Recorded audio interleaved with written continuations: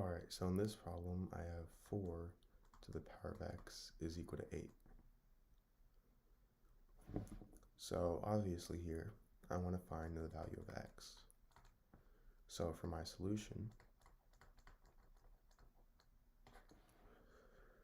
first start by rewriting my problem. So I have 4 to the power of x is equal to 8. Now 4 here, this is the same thing as 2 squared. So I'm going to rewrite this as 2 squared to the power of x. All I did was replace 4 with 2 squared. And now 8, this is the same thing as 2 to the power of 3. So I'm going to replace 8 with 2 to the power of 3. So I have 2 squared to the power of x is equal to 2 to the power of 3. And if I have something in the form a to the power of m to the power of n, this is equal to a to the power of m times n. So 2 to the power of 2 to the power of x, that's going to equal 2 to the power of 2 times x, which is simply 2 to the power of 2x. And now this is equal to 2 to the power of 3.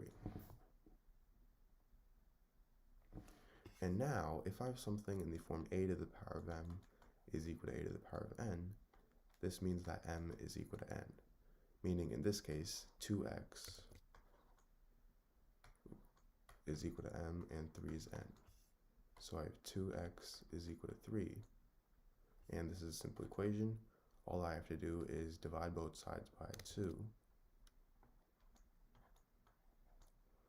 So then these two cancel out, and I get x is equal to 3 over 2. Alright, so in this problem, I have x to the power of x plus 1 is equal to x. So to solve this, I'm going to start by subtracting x on both sides. So then these two cancel out, and I'm left with x to the power of x plus 1 minus x is equal to 0. Now, if I have something in the form a to the power of m plus n, this is equal to a to the power of m times a to the power of n. So x to the power of x plus 1, this is going to be equal to x to the power of x times x to the power of 1. Now I have this minus x is equal to 0. Now if I factor out x, I get x times x to the power of x minus 1 is equal to 0. So now this gives me two equations. I have x is equal to 0, and I have x to the power of x minus 1 is equal to 0. So x equals 0. This is already a solution. Now for x to the power of x minus 1 equals 0, I'm going to add 1 on both sides. So then these two cancel out, and I get x to the power of x is equal to 1. Now,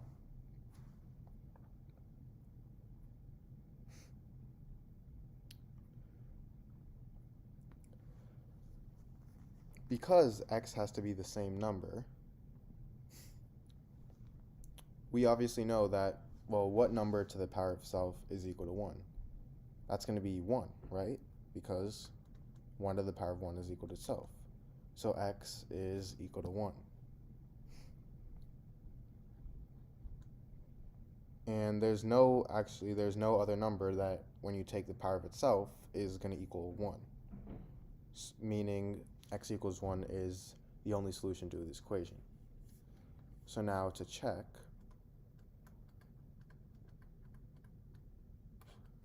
the original equation was x to the power of x plus 1 is equal to x.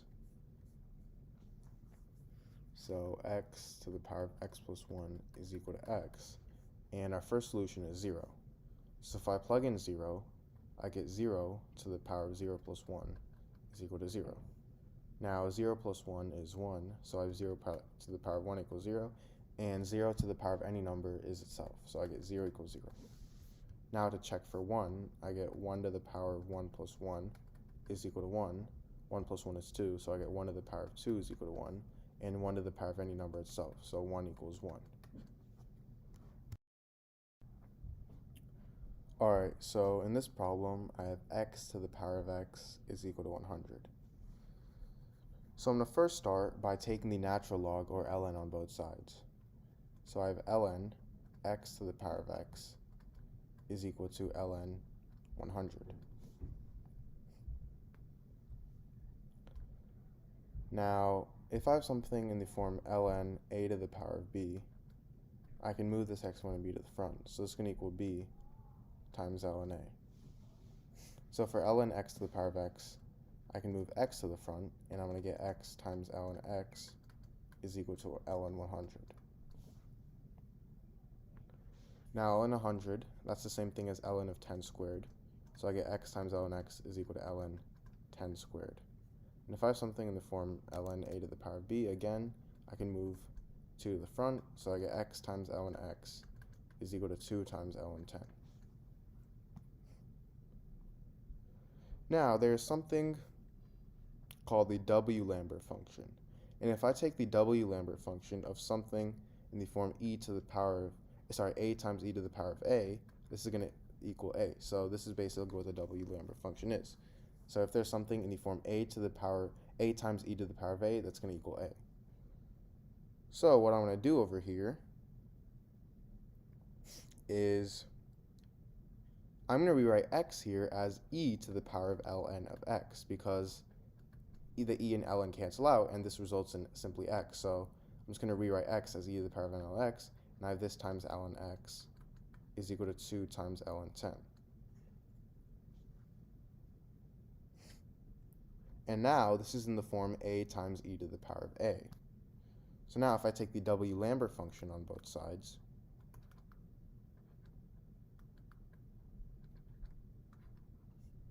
this results in ln x equaling w of 2 times ln 10.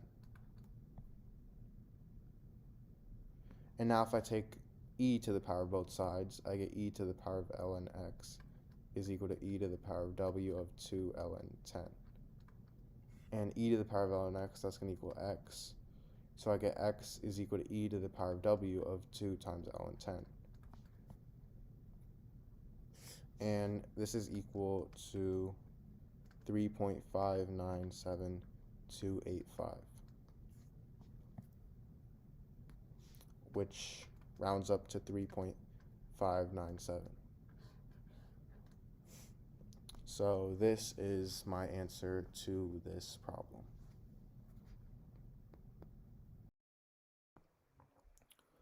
Alright, so in this problem, I have 2 to the power of 18 minus 1.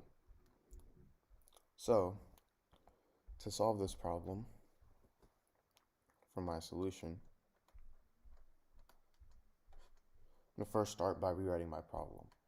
So I have 2 to the power of 18 minus 1.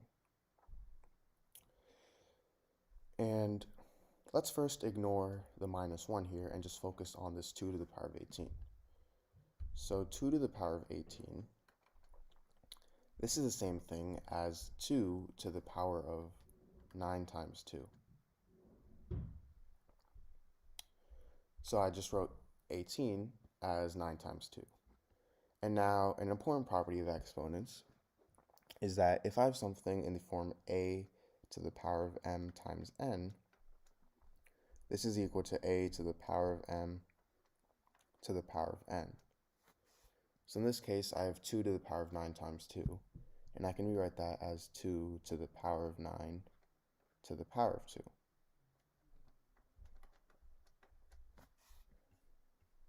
So, going back to my original problem with the minus 1, I get 2 to the power of 9 to the power of 2 minus 1. And now 1 is the same thing as 1 squared. So I'm going to rewrite 1 as 1 squared, so I get 2 to the power of 9 to the power of 2 minus 1 squared. And the reason I did that was because now I can use this property. A squared minus b squared is equal to a plus b times a minus b. So I have 2 to the power of 9 squared minus 1 squared. So a is 2 to the power of 9, and b is 1. So now I get 2 to the power of 9 plus 1 times 2 to the power of 9 minus 1.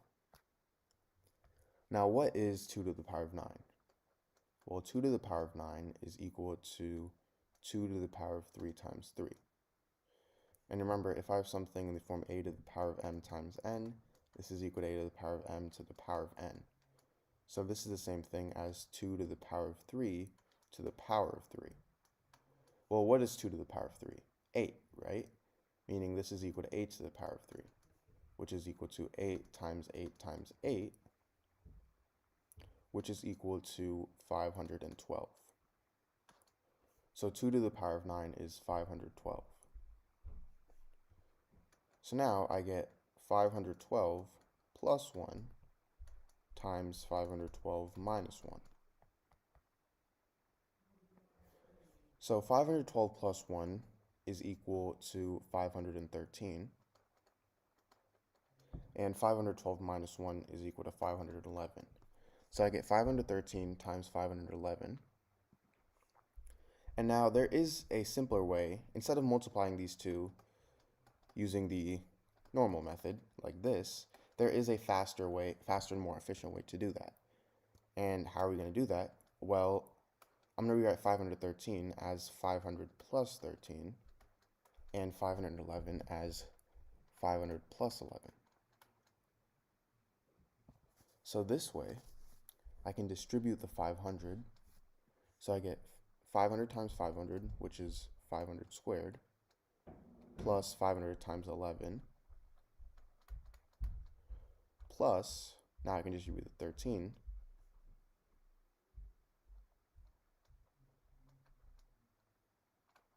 times 500, plus 13 times 11. Now it's much easier to solve this. 500 squared is 250,000.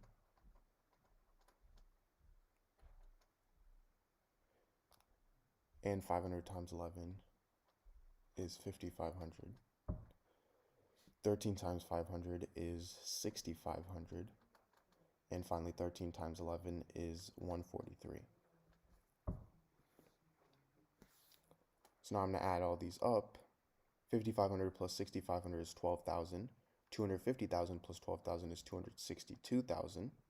And 262,000 plus 143 is equal to 262,143. So my final answer is 262,143.